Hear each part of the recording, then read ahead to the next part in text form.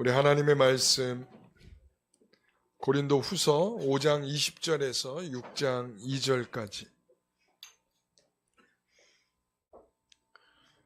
우리 한 절씩 교독하겠습니다. 그러므로 우리가 그리스도를 대신하여 사신이 되어 하나님이 우리를 통하여 너희를 권면하시는 것 같이 그리스도를 대신하여 간청하노니 너희는 하나님과 화목하라. 하나님이 죄를 알지도 못하신 이를 우리로 대신하여 죄로 삼으신 것은 우리로 하여금 그 안에서 하나님의 의가 되게 하려 하심이라. 우리가 하나님과 함께 일하는 자로서 너희를 권하노니 하나님의 은혜를 헛되이 받지 말라. 이르시되 내가 은혜 베풀 때에 너에게 듣고 구원의 날에 너를 도왔다 하셨으니 보라 지금은 은혜 받을 만한 때요 보라 지금은 구원의 날이로다. 아멘. 진심 어린 권면 두 가지 우리 이런 제목으로 함께 나누겠습니다. 오늘은 우리 영광교회가 51주년 되는 해입니다. 참 오랫동안 우리 교회가 하나님의 은혜 가운데에 지내왔음을 우리 찬양대와 함께 고백하였습니다. 오늘 이 본문을 가지고 우리가 51주년 되는 우리 교회에 대한 의미로서 우리가 말씀을 한번 이해해 보도록 하겠습니다. 우리는 하나님으로부터 새로운 피조물이 되었습니다. 하나님은 우리를 그리스도 자신과 화목하게 하셨고 그리고는 화목의 직분을 주셨습니다. 그리고 화목의 말씀을 우리에게 맡겨주셨습니다. 그런데 이것을 맡길 때 하나님께서 우리의 마음속에 차곡차곡 그 말씀을 쌓아두셨다가 그 쌓아두신 것을 통하여 우리가 세상에 가서 또 어떤 이에게 이것을 전하도록 하셨다는 거죠. 바울은 그러면서 이 새로운 피조물로 어떤 것 하나 내 의지를 가지고 된 것이 없음을 발견합니다. 바울은 그런 점에서 하나님의 진정성을 발견하는 것이죠. 그 사랑을 인하여 감동됐고 그 사랑으로 인하여 설득됐고 그 사람으로 인하여 내가 가던 길을 바꿔서 내 길을 새롭게 가는 인생이 되었다는 것이죠. 그러니까 사도 바울에게 있어서는 이 모든 동기가 내가 지금 가서 복음을 전하고 내가 어떤 사역을 하고 이 모든 동기가 바로 그리스도께서 나에게 베푸신 그 은혜, 사랑, 그 의미 있는 그 역사 속에서 나도 모르는 동기가 발동이 됐고 그것으로 인하여 내가 그리스도의 사도로서 이 일을 감동한다는 것입니다. 이 동기의 문제가 동기의 문제지 실적으로 사역을 했느냐 안 했느냐 그런 것보다 더 중요한 것은 바로 어떤 마음으로 그걸 하고 있느냐 이거예요. 어떤 마음으로. 오늘 여러분들이 어떤 마음으로 예배하고 계십니까? 어떤 마음으로 이 자리에 있습니까? 그것이 굉장히 중요합니다. 우리가 이 자리에 있는 것보다 더 중요한 것은 왜 이 자리에 있느냐? 왜 우리가 이 자리에서 예배하느냐? 사도 바울은 그것을 진정성 있게 자기 스스로에게 확인이 됐고 그래서 진정 어린 그리고 이 진심 어린 권면을 한다는 거예요. 여러분 권면은 누구나 다 할 수 있어요.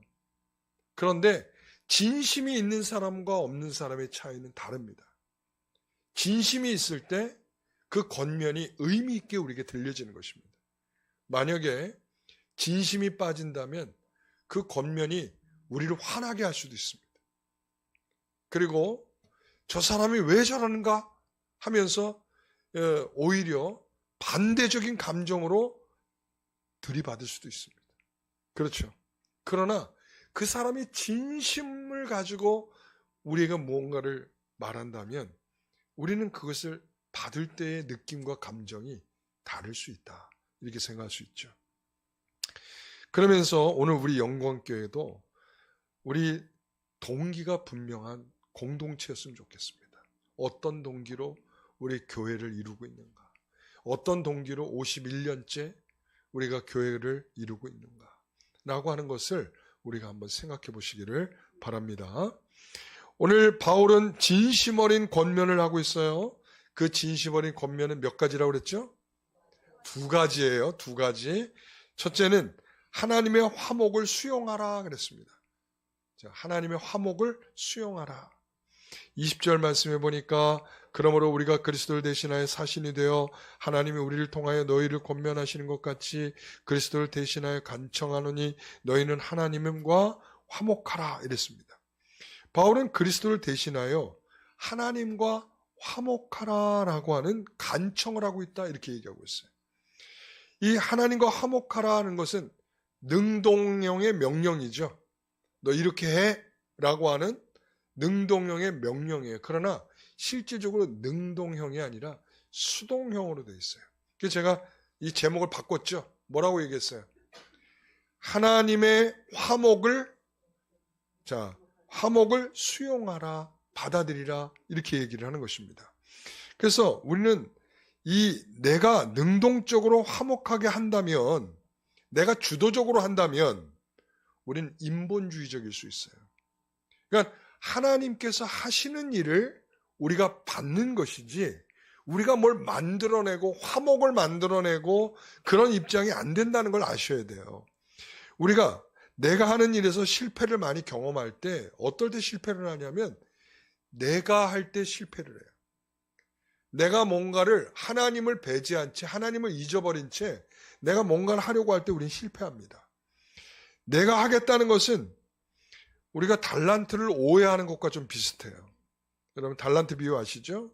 이 달란트는 이 뽐내라고 하나님 주신 게 아니죠. 그죠? 이 하나님께서 이 목적하신 것을 이루기 위해서 달란트를 주신 거예요. 은사를 주신 거예요.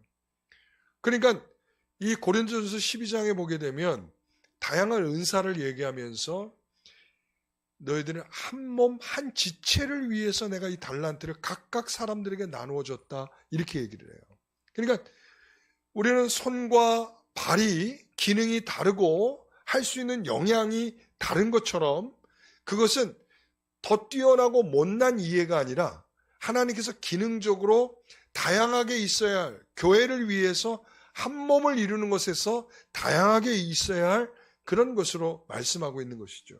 그러니까 인본주의적 생각은 내가 소유했고 내가 달란트를 키웠고 그러니까 나는 그거 뽐내고 얼마든지 자랑할 수 있어 라고 말한단 말이죠. 그러나 우리는 그런 개념이 아니고 더 성령께서 각 사람에게 나누어 주신 그 한 몸을 이루는 것을 위해서 필요한 것이다. 그래서 고린도전서 12장 31절에 뭐라고 얘기를 해요? 더 나은 은사를 사모하라 이렇게 되죠. 그러니까 더 나은 은사가 뭘까요? 13장으로 넘어가서 사랑이죠. 그러니까 사랑이 없으면 너희 은사가 아무리 탁월하고 뛰어나다 할지라도 울리는 꽹과리와 별반 차이가 없다. 시끄럽다. 의미가 없다. 왜냐하면 교회를 이루는 일에 있어서의 은사지 자랑하고 뽐내고 탁월하다 나 능력 있다 이걸 위해서 은사가 아니라는 것. 여러분 이걸 아셔야 돼요. 그러니까 하나님이 여러분들에게 선물처럼 주셨어요. 뭘요? 은사를요. 그러므로 하나님께서 교회를 잘 이루어라 영광교회를 잘 이루어가라 하는 특별한 섬김을 위해서 하나님 주신 줄 알고 여러분 그것을 잘 선용할 수 있게 되시기를 바랍니다. 그래서 여러분 이 수동적이라고 하는 말에는 하나님의 화목을 뭐하라? 수용하라 이런 의미를 갖는데 여러분 하나님께서 우리에게 밥을 먹어라 그렇게 말씀하고 계세요. 밥 먹어라. 배고프시죠? 찬양대는 배 안 고프죠? 난 다 봤어. 난 여러분들이 오전에 한 일을 다 알고 있어요. 여러분 이 밥을 먹어라. 그래서 사도 바울에게 그런 거예요. 야 네가 가서 밥 해줘라. 이런 의미가 아니에요. 그러니까 이것은 사도 바울이 밥을 잘 지어다가 밥을 해줘라 이런 의미가 아니고 내가 지은 밥을 내가 상을 잘 차려줄 테니까 그 상을 잘 차려준 걸 들고 가서 먹여라 이거예요. 지금 이 화목을 수용하라라고 하는 의미는 하나님께서 다 만들어준 밥을 먹어라라고 하는 것과 똑같아요. 그래서 여기서 그리스도의 사신이라고 하는 표현을 쓰고 있는 거예요. 그리스도의 사신의 정체성은 우리가 이거죠. 사신이라면 황제가 예를 들어서 나를 대신해서 보낸 것인데, 그렇기 때문에 이 사신은 황제가 간 것 같아서, 이 황제를 대신한 것 같아서, 황제가 섬김을 받는 것 같은, 대신 섬김을 받게 되겠죠. 그러나 바울은 보세요. 극진한 대접은 고사하고 오히려 밥 좀 먹어달라고 뭐하고 있어요? 간청하고 있는 거야. 밥 좀 먹어주세요. 내가 하나님의 밥을 지금 이렇게 싸갖고 도시락을 싸갖고 왔는데 제발 좀 먹어주세요 라고 간청하고 매달리는 것 같아. 그 간청하는 내용이 뭐예요? 너희 하나님과 화해를 수용하라 이런 말이죠. 그런 자세는 그리스도를 대신하고 있기 때문에 가능한 거예요. 그리스도의 사신이기 때문에 그런 거예요. 여러분, 바울이 그렇게 못난 인생이 아니죠. 바울 잘난 사람이에요. 예?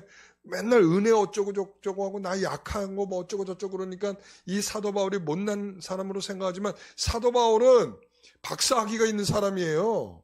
예? 똑똑한 사람이에요.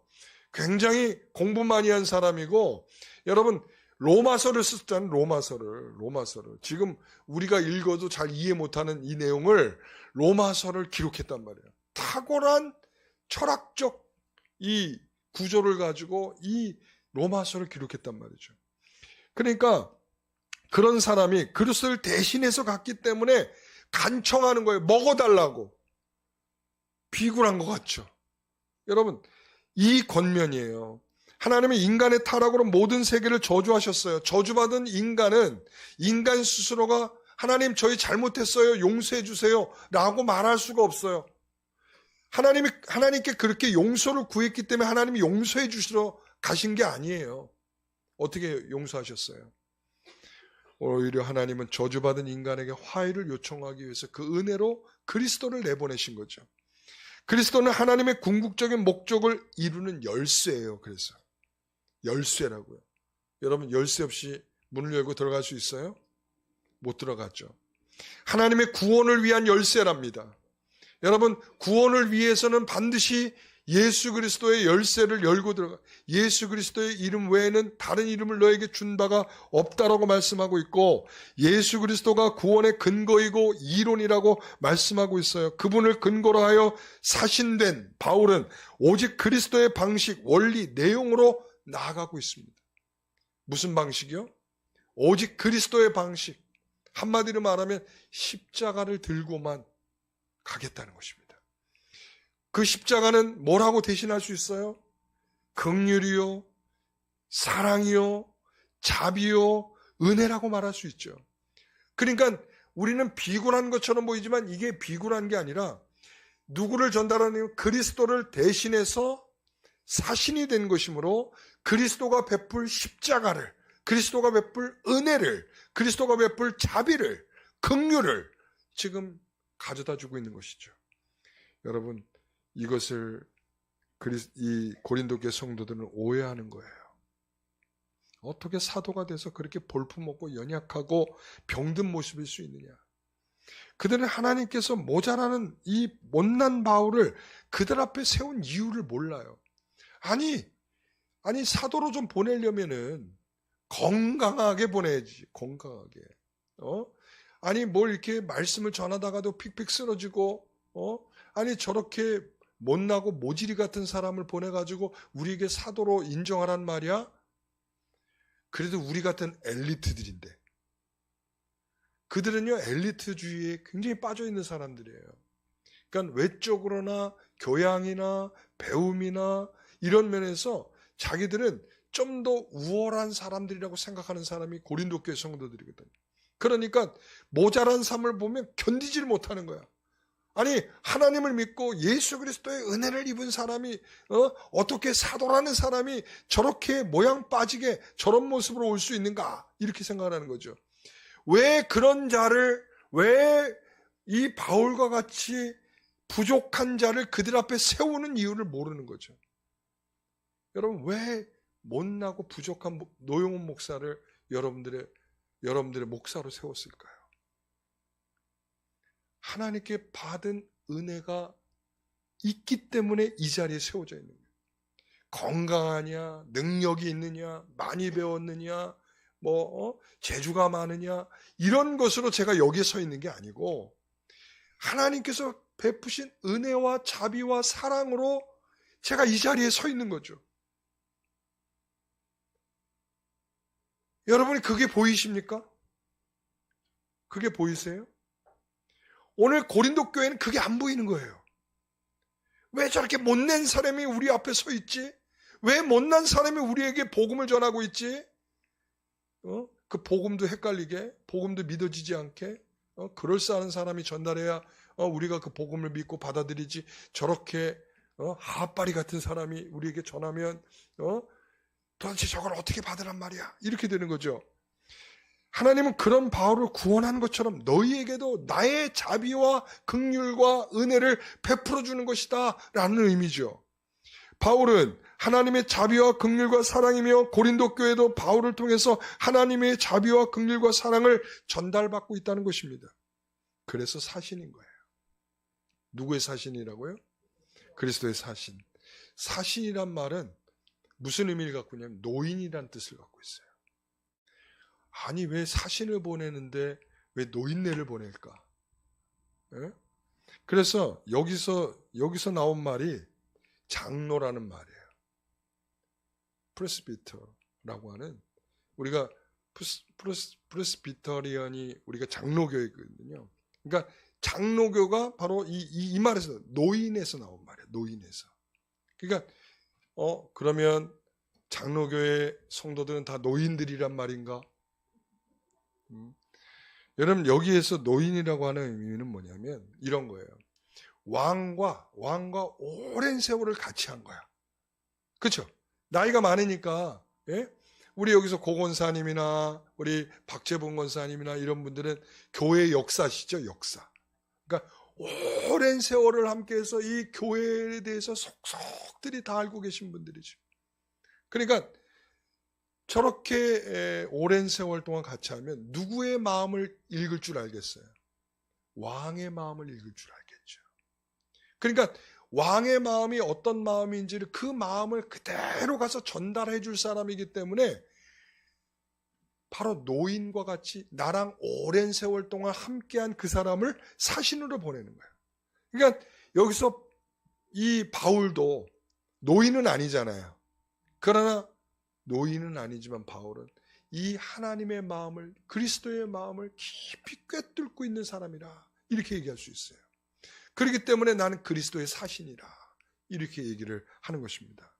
여러분, 사신은 예수님과 동행하는 말씀 속에 있는 사람이라 이렇게 얘기할 수 있어요. 잘나고 못나고 이런 문제로 되는 것이 아니라 예수 그리스도의 심정을 가지고 예수 그리스도의 심령을 꿰뚫러 보고 있는 그런 사실이란 말이죠. 빌립보서 1장 8절 같이 읽어봅니다. 내가 예수 그리스도의 심장으로 너희 무리를 얼마나 사모하는지 하나님이 증인이시나. 여러분, 이 안에 펌프가, 어떤 펌프가 들어있냐면 그리스도의 심장인 펌프가 들어있는 거예요. 그러니까 그리스도의 심장 펌프로 피를 순환하니까 온몸에 어떤 피가 도는 거예요? 그리스도의 사랑의 피가, 그리스도의 헌신의 피가, 그리스도의 긍휼과 자비의 피가. 그러니까 이 빌립보 성도들을 보면서 어떤 마음이, 내가 너희를 사랑함은 내가 너를 사랑하는 게 아니라 누가 사랑하는 거야? 그리스도가 너희를 사랑하는 것과 같은 사랑으로 내가 너희를 사랑하고. 누가 증인이에요? 하나님이 그것에 대한 증인이다. 이런 말을 하는 거죠. 여러분, 그렇습니다.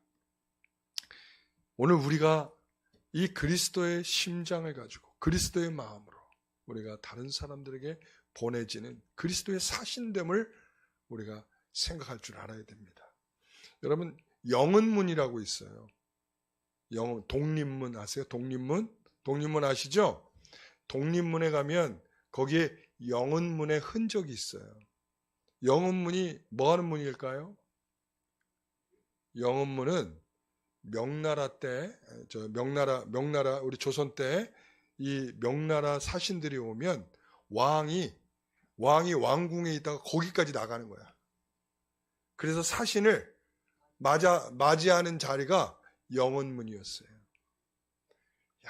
그래서 1896년에 아마 그래서 얘를 빨리 없애버려야 되겠다. 그런 생각을 했던 것 같아.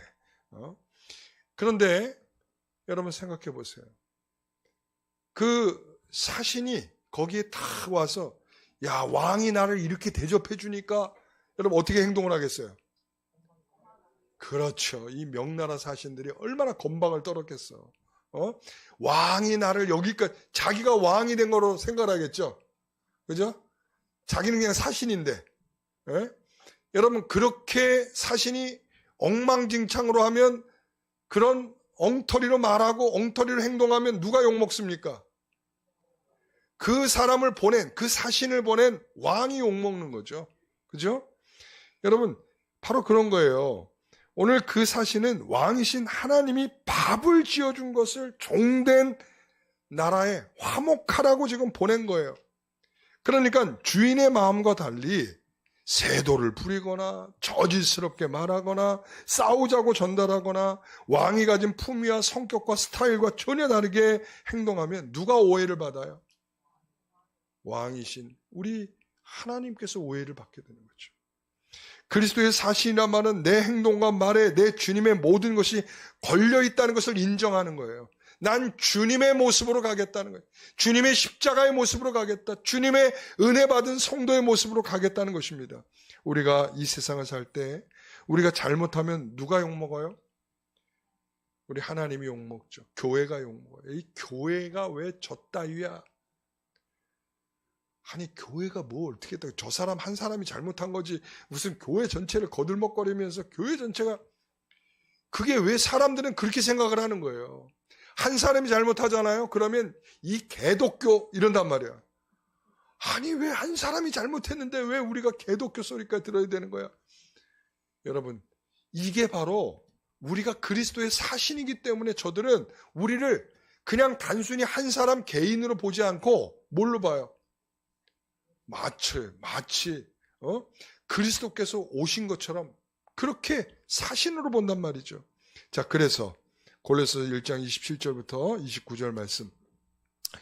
27절에는 끝부분에 이 비밀은 너희 안에 계신 그리스도니 곧 영광의 소망이니라. 28절 우리가 그를 전파하여 각 사람을 권하고 모든 지혜로 각 사람을 가르침은 각 사람을 그리스도 안에서 완전한 자로 세우려 함이니 이를 위하여 나도 내 속에서 능력으로 역사하신 이의 역사를 따라 힘을 다하여 수고하노라 이랬습니다. 여러분, 이 그리스도의 사신으로서 정체성의 중요한 것은 뭐냐면 주님의 영광을 높이는 역할을 한다는 거예요. 그 주님의 영광은 뭐 때문에 하겠어요? 내가 이 비밀스러운 그리스도를 내가 전하여서 바로 이 그리스도 안에서 어떤 사람들이 잘 세워지는 것을 위하여 이걸 하겠다. 내가 이 일을 위해서 힘을 다하여 수고한다. 이렇게 얘기하고 있어요. 그러니까 이 그리스도를 전하여 구원을 얻게 하는 것, 그리고 그 위에 그리스도를 담게 하는 일을 하기 위해서 내가 그리스도의 사신이 되었다. 이렇게 말하고 있는 것입니다. 바울은 그리스도의 사신으로 힘을 다해 그 사역을 감당하고 있다라고 말하고 있어요. 우리는 그리스도를 대신하는 사신이에요. 모든 사람을 화목하게 하는 이러한 은혜를 우리가 나눠야 할 그런 책임을 가지고 있는 사람들입니다. 오늘 그리스도의 사신이 된다는 것은 고린도 교회 그리고 우리 영광교회에 주는 매우 중요한 교훈인 줄 믿습니다. 우리는 그리스도를 기초로 하는 것에서 벗어나서는 안 돼요. 그리스도를 기초로 하는 것에서 벗어나서는 안 됩니다. 십자가여야 하고 긍휼이어야 하고 자비여야 합니다. 그리스도의 심장이어야 합니다. 그 원리에 기초하면 우리의 자세가 바뀌고 생각이 바뀌고 우리의 삶에서 자연스럽게 드러나게 될 줄 믿습니다. 우리가 화목의 본질은 무엇입니까? 라고 질문해요. 화목의 본질은 무엇입니까? 회복의 본질은 무엇입니까? 뭘까요? 그래서 여기다가 위대한 교환이다 이렇게 써놨어요. 자, 요 단어를 꼭 기억하십시오. 자, 위대한 교환이다. 자, 같이요. 위대한 교환이다. 21절 말씀 같이 읽어보겠습니다. 하나님이 죄를 알지 못하신 이를 우리를 대신하여 죄로 삼으신 것은 우리로 하여금 그 안에서 하나님의 의가 되게 하려 하심이라. 하나님이 이렇게 하셨다는 거예요. 하나님이 죄를 알지도 못하는 그리스도를 우리를 대신해서 뭐로 삼았어요? 죄로 삼으셨다. 죄로. 그리고 우리로 하여금 그 안에서 하나님의 의가 되게 하셨다. 그분을 죄로 삼아서 우리를 의로 삼으셨다. 맞바꾸셨다. 그래서 위대한 교환이라는 것입니다. 여기에 전제는 뭐냐면 연합이에요. 그분과 우리가 연합되어 있어야 돼요. 우리가 그분 안에, 그분이 우리 안에 계셔야 돼요.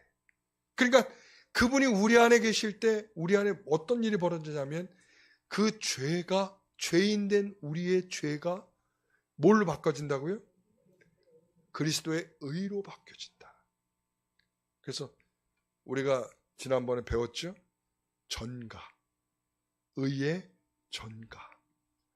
바로 하나님께서 우리에게 예수 그리스도의 의를 우리가 의롭다 간주해 준다는 거예요. 아시겠습니까? 여러분, 이 화해의 본질에는 뭐가 있다고요? 위대한 교환이 있다. 여러분 이걸 기억하십시오. 그래서 서로 하나 되었기 때문에 이런 교환이 일어나는 거예요. 자, 그래서 우리의 의로움은 그리스도와 연합한 결과라. 이것을 기억하십시오. 그래서 위대한 교환은 우리가 그리스도를 닮아가는 변화를 일으킬 것입니다. 왜? 그리스도가 우리 안에 그의 의가 입혀졌으니까 우리는 이제 뭘 생각을 해요? 경향성이 생기는 거죠. 뭘 생각하는 경향성? 하나님의 의를 생각할 수 있는 경향성이 생기는 거죠. 그래서 그 성품을 증언하는 어떻게 보면 선교적인 사명까지도 갖게 되는 것입니다. 자, 첫 번째는 뭐라고 그랬죠? 예, 화목을 수용하라 그랬습니다. 그 화목을 수용하기 위해서 누굴 보냈어요? 그리스도의 사신인 바울을 보내고 우리를 보냈다. 오늘 우리 성도들에게 하나님께서 그런 사명을 주고 있는 것입니다. 두 번째는 하나님의 은혜를 헛되이 받지 말라 그랬습니다. 6장 1절 같이 읽어봅니다. 그래서 우리가 하나님과 함께 일하는 자로서 너희를 권하노니 하나님의 은혜를 헛되이 받지 말라. 누가 이 말을 권하고 있습니까? 누가 권하고 있어요? 바울이 권하고 있죠. 근데 뭐라고 얘기해? 자신들을 우리가 하나님과 함께 일하는 자다 이렇게 얘기하고 있어요. 그의 권면은 뭐예요? 하나님의 은혜를 헛되이 받지 말라. 우리는 하나님과 함께 일하는 자인데 내가 권면한다. 뭐라고 권면하냐면 하나님의 은혜를 헛되이 받지 말라. 여러분, 고린도교 성도들은 하나님의 은혜를 경험하고도 하나님의 은혜를 헛되이 흘려보내는 낭비의 일들이 있었어요. 그러니까 우리도 그렇죠. 우리가 하나님께서 우리에게 은혜를 주셨다는 것은 뭘 주셨다는 거예요? 기회를 주셨다는 거예요. 여러분, 은혜를 주셨다는 것은 하나님이 우리에게 기회를 주셨다는 거예요. 그런데 그 기회를 가지고도 그 기회를 자꾸 엉망으로 만들어요. 기회를 사용할 줄 몰라. 또 오겠지 뭐. 또 은혜를 주시겠지. 맨날 이런 거죠. 그러니까 우리가 변화가 없는 이유 중에 하나는 뭐냐면 그 기회를 주신 것을 잡아야 되는데 잡지 못하는 이유가 있어요. 여러분, 예를 들어서 강아지가 입에 뭔가를 물고 있어요. 저게 굉장히 먹음직스러운 고기가 있어.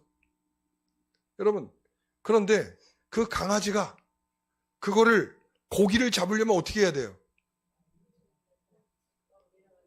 입에 있는 걸 뱉어야죠. 그걸 꾹 잡고 난 이것도 갖고 저것도 가지려고 하면 어떻게 되겠어요? 절대 집을 수가 없죠. 원리가 똑같아요. 우리가 무엇을 틀어잡고 있는지를 한번 생각해 보세요. 우리가 그 은혜가 은혜되지 못하도록 하는 중요한 이유 중에 하나가 뭐냐면 우리가 뭔가를 틀어잡고 있어. 그 틀어잡고 있는 것 때문에 하나님 주신 은혜를 붙잡을 상황을 만들어낼 수가 없는 거예요. 그러니까 이들과 똑같아. 바울을 통해서 복음이 들려졌잖아요. 그런데 거짓 교사들을 통해서 제시한 다른 예수, 다른 복음을, 다른 영의 현혹을 받고 있단 말이죠. 그리스도를 통해서 얻은 화해와 은혜의 선물에 이르지를 못하고 자꾸 그들은 외적인 것만 강조하잖아요. 그 하나님 주신 내면의 변화가 일어나야 되는데 자꾸 그들은 뭘 강조해요? 외적인 것만 강조하죠. 그러니까 하나님의 은혜를 제대로 받기 위해서는 하나님의 대선을 보냄을 받은 바울로부터 받은 이 화해가 일어나야 되는데 하나님의 은혜를 경험하고도 삶의 변화가 없다면 그것은 은혜의 낭비란 말이에요. 그래서 우리의 손으로 쥐고 있는 것이 무엇인지를 보세요. 그래서 우리가 정말 위대한 교환이 일어났어. 우리의 죄를 가져가고 하나님의 의를 주셨어. 두꺼봐 헌집 줄게 새 집 다오 해서 새 집을 얻었어. 그런데 그 새 집에 들어가야 새 가구가 있어야 되는데 새 가구는커녕 그 헌집에 있던 것 누더기 같은 버려야 할 만한 그것을 계속 붙잡고 그것을 집에다가 새 집에다 놓고 있는 거죠. 우리가 뭔가 집착하고 움켜질 때 그것은 죄일 가능성이 높아요. 은혜를 거절할 때 우리가 붙잡고 있는 것은 대부분 다 죄일 가능성이 높아요. 이것을 놓을 때 하나님의 모든 의를 담을 수 있는 그릇이 되는 줄 믿습니다. 우리는 마음으로 주님을 구주라고 고백하지만 현실적으로는 뭔가 집착하고 있어서 죄로부터 돌아서지 않으려고 발버둥을 칩니다. 그러니 우리는 하나님의 은혜를 헛되이 소모하고 있다는 인상을 받죠.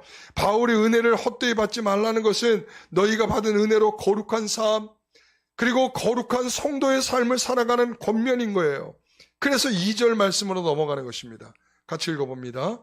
이르시되 내가 은혜 베풀 때에 너희에게 듣고 구원의 날에 너를 도왔다 하셨으니 보라 지금은 은혜 받을 만한 때요 보라 지금은 구원의 날이로다. 바울은 이사야서 49장의 말씀을 인용해서 지금 너희는 지금 은혜 받을 때인지 아닌지 뭔지 그때가 무엇인지를 분별하라는 거예요. 여러분 이 이사야서 49장의 말씀은 여호와의 종의 노래예요. 그러니까 누구에 대한 노래일까요?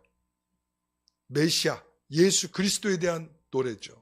그래서 예수 그리스도께서 우리에게 구원의 모습, 어떤 모습으로 오실 것인지, 어떻게 순환을 받을 것인지, 그 이후에 어떻게 높아지실 것인지, 그 결과가 무엇인지 이런 걸 설명해 주고 있단 말이에요. 그러니까 그것을 통해서 가깝게는 어떤 은혜를 입습니까? 이제 포로로 끌려간 자들이 돌아오게 될 것입니다. 궁극적으로 더 멀리 보면 어떤 역사가 일어납니까? 이 메시아를 통해서 이 전 인류의 구원이 일어나게 되는 거죠. 고린도후서에 왜 이 말씀을 인용하고 있는 것일까요?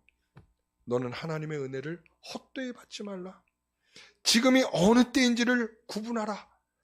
여러분 여전히 고난을 받고 불안하고 억압을 받고 해결되지 않는 나의 죄 가운데 있고 흑암 속에 있다라고 할 때 지금 그때는 무엇이 필요할 때입니까? 여러분 우리가 그렇죠. 구원이 필요할 때란 말이죠. 구원이. 지금 내가 흑암 속에 있을 때는 뭐가 필요해요? 구원이 필요할 때다. 그러나 우리가 새로운 피조물이 되었어요. 그리스도와 연합을 했다면 이제 우리가 뭐가 필요할 때입니까? 이제는 새 창조의 삶을 목표로 할 때가 된 것입니다. 거룩한 성도로 살아가는 것이죠. 여러분 이것을 좀 더 쉽게 예를 들자면 이게 이렇게 얘기할 수 있어요. 여러분 무기징역을 선고를 받은 사람이 있어요. 무기징역을 선고를 받았다면 이 사람에겐 희망이 있겠어요? 없겠어요? 이 사람한테 얘기를 하는 거예요. 야, 너 앞으로 사회에 나가서 살아갈 뭐 자격증이라도 좀 따야 되는 거 아니야? 여러분 이 사람한테는 아직 그럴 수준이 아닌 거야. 이 사람한테는 정말 훌륭한 대통령이 나타나가지고 자 특별히 무기징역까지도 다 사면 뭐 이렇게 하면 모를까 그죠? 그러니까 이 사람한테는 오매불망 뭐겠어요? 그렇죠. 기적이 일어나서 출소하는 것이 목표고 출소하는 것만이 마음에 오직 있는 거죠. 그러나 10년형을 받은 사람 어때요? 이 사람은 희망이 있죠. 나올 날이 희망이 있죠. 그때가 구원받을 때가 온다 이거죠. 그러면 이 사람은 뭘 준비해야 돼? 자격증도 따고 나가서 사회에 적응할 수 있는 그런 다양한 것들을 배울 수 있는 그런 것들을 가져야 되겠죠. 여러분 그겁니다. 바로 구원의 날은 이제 모든 죄를 떨치고 출소하는 날이에요. 그러니까 이제는 너희는 살아갈 것을 꿈꾸는 때가 되었으니까 지금 바로 새로운 삶을 살아갈 현실이 되었다는 지금을 강조하는 거죠. 이제 죄에서 해방되고 하나님을 닮는 거룩한 초청의 날이 되었다, 이런 거죠. 여러분, 어떤 사람에게는 미래가 없어요.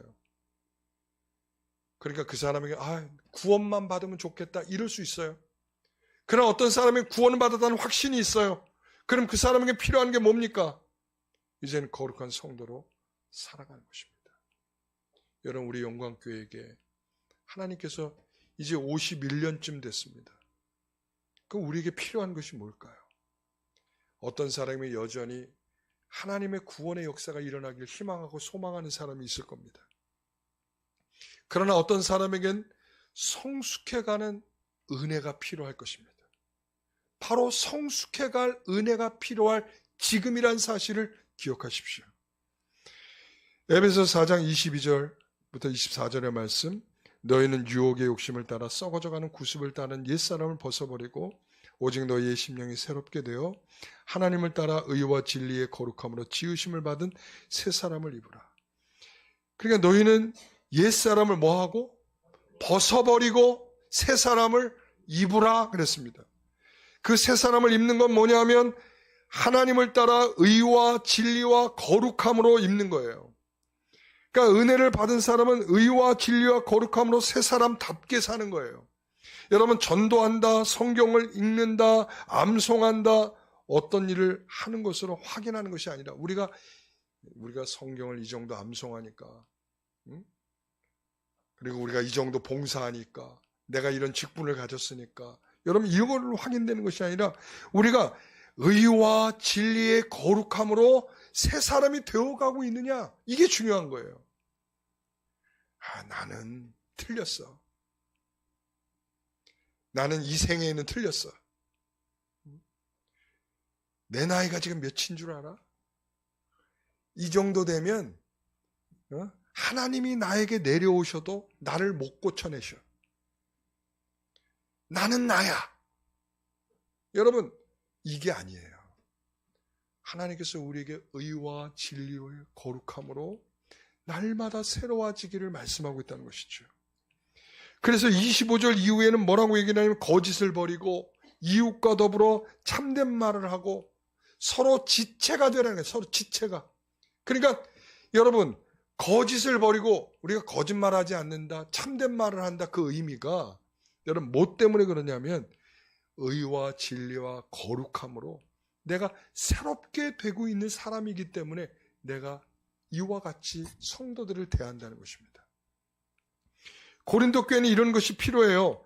실력 있는 교회, 지식이 많은 교회, 은사가 풍성한 교회, 신령한 교회, 부유한 교회, 성도들이 많은 교회, 이런 교회가 아니라 그리스도를 닮아가는 교회가 되어야 할 줄 믿습니다.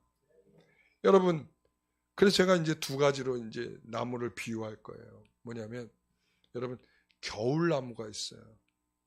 겨울나무는 어때요? 예, 일단 이파리가 이미 가을을 지나면서 다 떨어졌죠. 그러면서 겨울나무는 버티는 나무예요. 버티는 나무. 추운 겨울을 버텨내는 나무. 그러니까 온갖 것을 다 동원해서 뭐예요?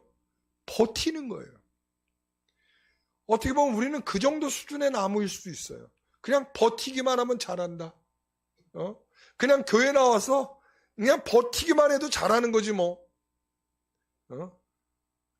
여러분, 우리는 그런 나무일 수 있어요. 그러나 봄나무는 어떨까요? 봄나무는요, 모든 것들을, 자양분들을 다 끌어올려서 생명을 만들어내는 나무예요. 잎사귀가 나오기 시작하죠. 꽃도 피죠. 여러분, 봄나무가 되셔야 돼요. 여러분, 우리는 이제 성숙해가는 나무가 되셔야 됩니다. 그래서 우리는 바로 그런 봄나무처럼 정말 하나님께서 키우시는 아름다운 열매가 됐으면 좋겠어요. 그 찬송이 이런 찬송이 있어요. 내 영혼이 극히 깊은 데서 뭐가 나와요? 맑은 가락이 나와요. 내 영혼이 극히 깊은 데서, 내 영혼이 얕은 데서 나오는 게 아니고 내 영혼이 깊은 데서 겨울나무를 지난 버텨내고 견뎌낸 그 나무에서 끌어올린 생명력이 뭘 일으켜요? 이제 우리가 맑은 가락으로 울려 퍼지듯이 생명의 이파리가 나오기 시작하는 거죠. 그럴 때 우리는 성숙했다. 우리가 성령의 열매를 맺는다. 이렇게 얘기를 하는 거예요. 여러분, 우리 영광교회가 전 그런 교회가 됐으면 좋겠어요. 하나님께서 우리 영광교회 성도들이 찬송을 부르면 맑은 가락이 울려 퍼지는 교회이기를 소원합니다. 영혼 깊은 데서로부터 끌어올려진 그 진심 어린 그 마음이 담긴 그 찬송이 멜로디가 되고 하나님을 높이는 노래가 되어서 가식적이고 건들건들거리는 있으나 마나한 것 같은 그런 상태가 아니라 정말 하나님 앞에 높이 올려지는 그런 찬송의 노래들이 올려 퍼지는 교회가 되기를 소원합니다. 은혜를 헛되이 돌리지 않게 되는 그 역사가 우리의 차곡차곡 쌓여서 그 은혜를 통하여서 절정의 기회를 얻을 수 있는 우리 성도들 되시기를 바랍니다. 첫 번째, 이 진심 어린 이 권면이 뭐였죠? 첫 번째 권면, 하나님의 화목을 수용하라. 두 번째는 무슨 권면이죠? 은혜를 헛되이 받지 말라. 이것입니다. 오늘 이것은 고린도 교회에 주는 권면이지만 오늘 우리에게 주는 권면인 줄 믿습니다. 51주년을 맞이한 우리 성도들에게 주시는 하나님의 말씀입니다. 기도하겠습니다. 하나님, 내 영혼의 그 깊은 데서 맑은 가락이 울려나듯이 우리 영혼의 맑은 가락은 얕은 데서 나오는 것이 아니라 깊은 곳에서 울려 퍼지게 되는 것인 줄 믿습니다. 참으로 하나님께서 주신 그 은혜로 말미암아 깊숙한 곳으로부터 절정의 은혜의 결실을 맺을 수 있는 우리 모든 성도들이 되기를 원합니다. 우리가 51년 된 교회다 자랑할 것이 아니라 우리가 성숙한 성도들의 모습을 통하여 마치 그리스도의 사신이 되어 우리가 어디에 가서든지 그리스도의 화목함을 나누며 우리가 그것을 전파할 수 있는 화목의 제사를 드리는 귀한 성도들이 되기를 원합니다.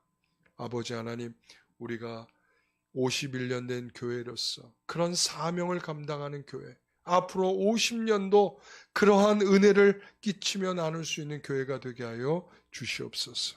감사하며 예수님의 이름으로 기도하옵나이다. 아멘.